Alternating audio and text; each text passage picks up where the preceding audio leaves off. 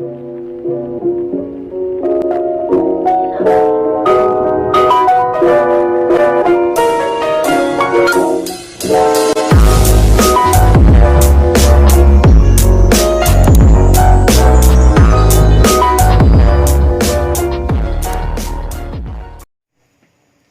used to think love was all about colorful butterflies, beautiful sunshines, and amazing rainbows.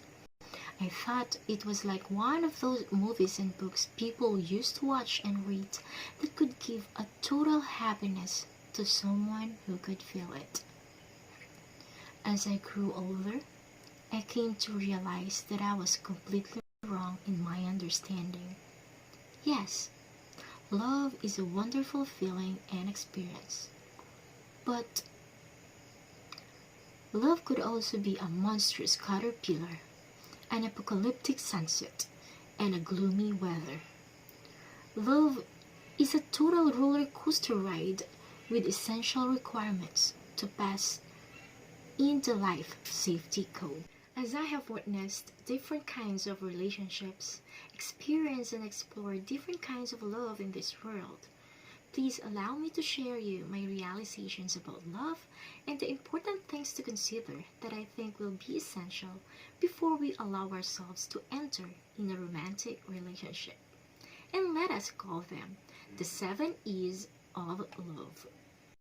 Number 1, establish yourself first. To establish yourself means to love yourself, give yourself time to nurture, to be educated, and to be matured.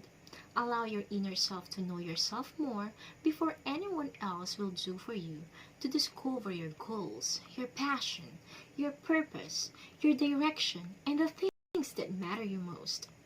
Maturity will come along the way as you age, and through knowing yourself, you will be able to build a standard not only for yourself, moreover to the people whom you want to be with in your life, especially for your lifetime partner. In addition, it is very important that we get to know the one who loves us first, and that is our God in heaven. He will be your guide to appreciate who you are and how you have been created in this world. He will be your light for you to shine bright and let the world see how beautiful you are in and out. When you already establish yourself and experience the love of God, that is the perfect time that you can share love to someone else. Number 2 is earn friendship. There is no perfect relationship in this temporary world. There are rocky bits even among best friends and family. But remember that a relationship must be built on mutual passion. Before entering in more serious kind of relationship, friendship must first be earned to each other. You must treat each other as friends that will help both of you to enjoy each other's company, protects each other, that will assure that you can count on each other no matter what happens, and share selfless love as God loves both of you. In fact, I do believe that not everyone needs to be married in order to be whole, complete, or vitally alive. You can share God's love to people through friendship. Extend faith through prayers is the number 3. As we practice our faith to God through His grace upon us, we can also extend our faith through praying for God's plan about your love life. As we desire to have a not too perfect but God's image of a lifetime partner, I encourage you to be specific to what kind of person you wanted to be with forever. Dr. Phil McGrow encouraged us to claim what you want in his book Love Smart. To claim means create a clear vision of what you want. Locate the person you want to do it with. Attract him like a magnet. Inspire him to want what you want long term. Marry him and get busy being happy. I do believe that when you pray specifically, God will give exactly what you desire according to His purpose and will. Number 4, enter dating and courtship at God's timing. Some people used to say that there is no perfect time for love. I beg to disagree, because true love can never be existing at the young age. Teenagers are not yet stable enough mentally, physically, and emotionally to enter a relationship. It is alright to have someone you admire, someone that inspires you, but a commitment and relationship will only be for people who are at their maturity age. Those who used to start dating and courtship are said to be individuals who are ready to enter the married life. Therefore, if you are not yet at your marrying age, we cannot assure that what you feel for someone is love. That can only be admiration or infatuation, which are said to be temporary feelings. Let me give you a simple example.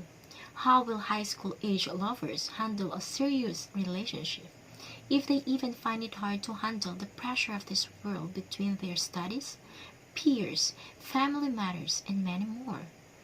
Moreover, putting God at the center of the dating and courtship stage is the best dating and courtship experience that you can have.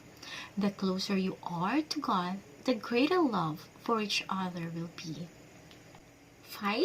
Exercise to set boundaries. The purposes of dating and courtship are to know each other well and to prepare whether marriage is in the cards. You will open up enough for the person to get to know you and vice versa.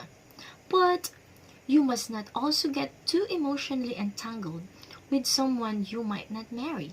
Thus, you still need to guard your heart, since dating is not a commitment for a lifetime like marriage. I cannot specifically tell you the boundaries while dating because they will always depend upon the person's culture and personality. All I can just tell is to never give too much of yourself to someone you are not yet sure to be with forever, because a shattered plate will not and cannot be perfectly put back together. It is written in Proverbs 4:23 that, above all else, guard your heart, for everything you do flows from it.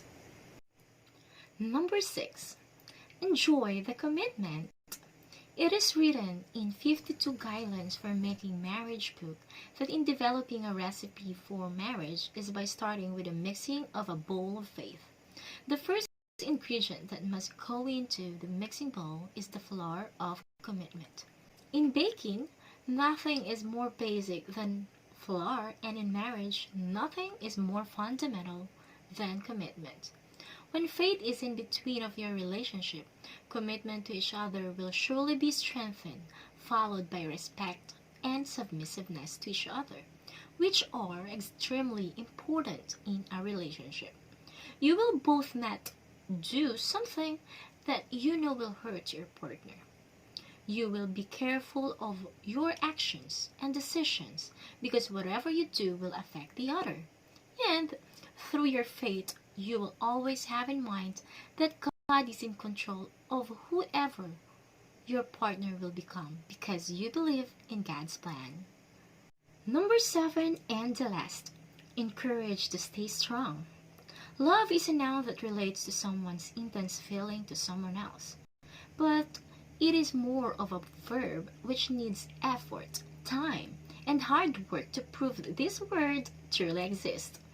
When you are already in a relationship, you both have to encourage each other to stay strong. You both have to work on hand in hand in one goal, which is to love each other no matter what happens. Whenever your relationship passes by the rocky road, you have to hold each other's hands not too tight, but just enough to make sure that God can also work in between the two of you to bring you to what only few people are believing nowadays, which we call forever.